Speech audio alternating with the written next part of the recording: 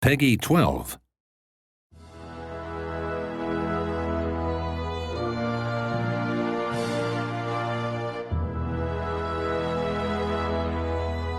Welcome to this video diary for the new expansion for Victoria 2, Heart of Darkness.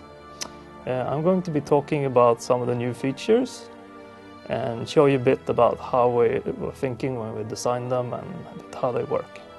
The first feature we started with was to add newspapers to the game. The 19th century was a period where the Industrial Revolution made it possible for mechanical printers to print large amount of newspapers. In the game we put in about 60 individual papers, and it depends on your ideology and things like that.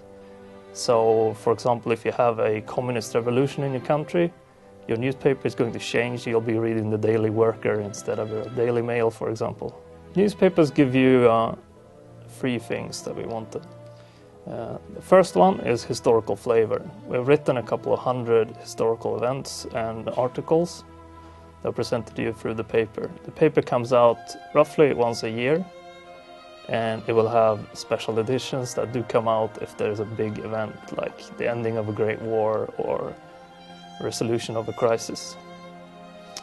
The newspaper also gives you things that you can't get from anything else, like it will give you insight in how the AI is thinking, so you're going to be getting more of a view of what's happening in the world. The second big feature of the expansion is the new crisis system.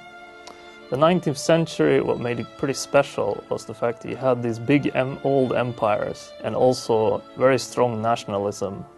This led to a pretty unstable climate. We wanted to capture this, and we've added a new system that basically adds diplomacy where you can exchange land without shedding blood. It also gives an option for smaller nations where they can leverage the power of great powers to expand their nations.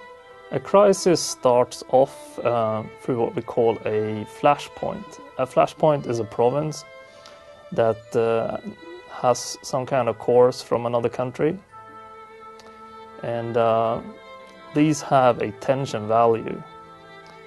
Smaller nations like that would have their cores there can use a national focus to boost the tension, and this is basically to get the attention of great powers.